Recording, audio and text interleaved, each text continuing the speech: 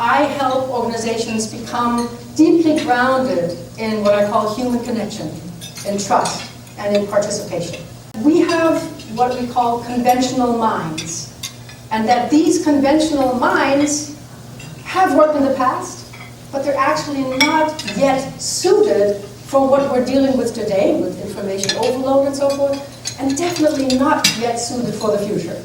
This is the good news. Our minds, leaders' minds, and this is what we've been doing and gathering some data, can be retrained. And by retrained, I actually mean not just a little bit of change. I mean an upgrade, like a paradigmatic shift in how you see the world and how you see yourself in it. We measure the conditions that most likely lead for a leader in the moment, also when they're under pressure, to show up as a strong leader and how they think and how they behave. The amount of information that we all have accessible doubles every 12 hours.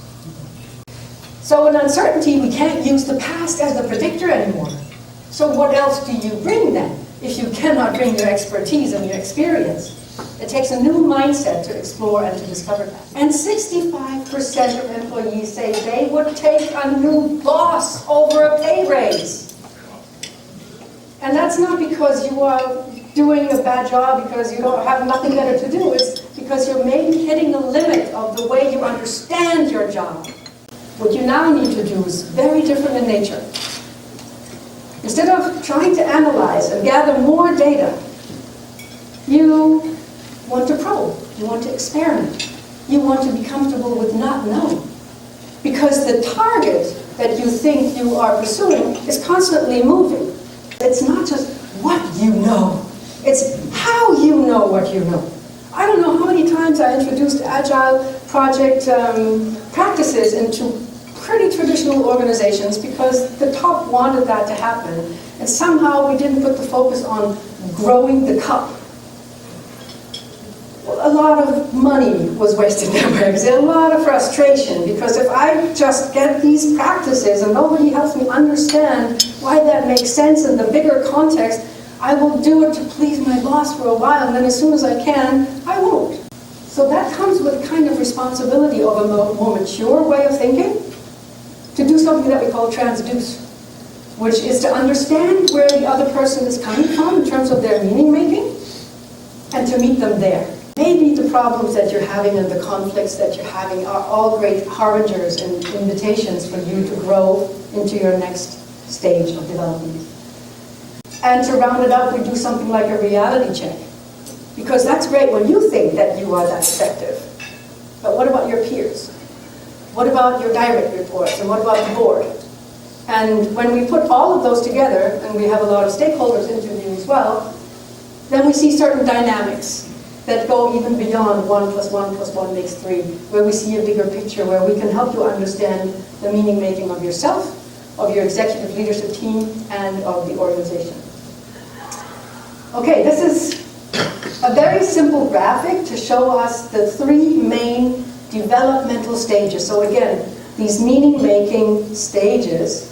If you're anything like me, and I've had a leader in my past who I would think, from how I see it today, was very much operating from this action logic. And maybe you also know some leaders, they sometimes go into one meeting and they're very excited about what's happening there, and they're like, yes, that's what we're going to do. Half an hour later, they go to another meeting and they again say, yes, that's what we're going to do. And they don't notice that it's diametrically opposed, right? The typical leader today.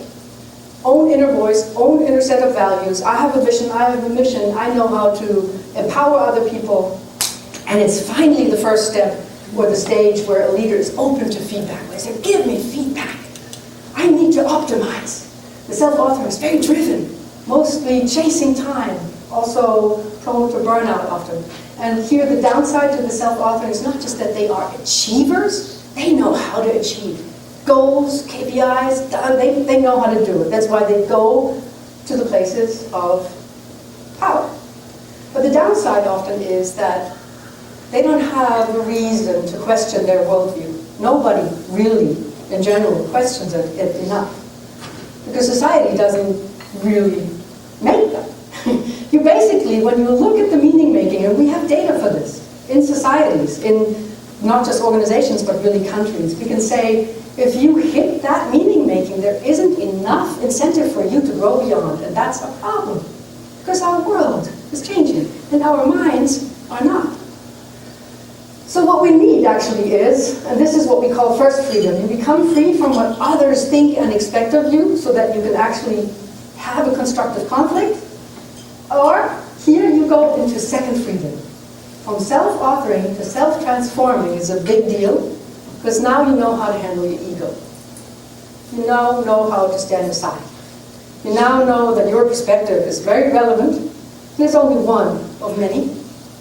And that in order to respond to complexity in a really effective way, you need to be very curious and inquisitive about different perspectives.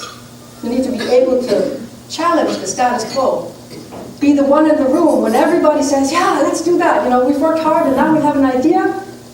Can you be? Do you bring the capacity to say, wait a moment? And then not be attractive, you know, as you kind of throw that bomb into the room. And often, you ask then a question where everybody's like, whoa, I have never thought about it this way. That's what we mean by self-transforming. And now it's about becoming more of the other and the collective. How do I serve? The idea of servant leadership is very much to be located here.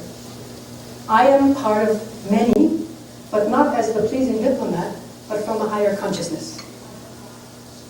So have that difficult conversation and really place that relevance on that relationship between you and him and her. And work on it and understand that that is the perfect challenge for you to grow. That's what adaptive challenge means. It's not them, their challenge. It's you, your challenge. So, has the need for an advanced meaning making ever been greater? We think no. The state of our world, not just business, is showing that we have reached a limit where we need to think about business, about being a leader in a fundamentally different and new way. It's maybe more humble, it may be more participative, and all these things, and at the essence, it has to do with this thing that happens here. If there are two foundational things that I would say for you to start today, to leave that default mode of, I have to come to this meeting and know something. No. You have to come to this meeting and be more curious than anybody else in the room. And really follow up on that. Experimentation. Like you said, you know, we're trying something new. So to be intentional about that and to say, what if? What if we tried this and then we track that and then learn from the challenge? Because often the cause and effect relationship between the things only reveal themselves in retrospect, not before we start.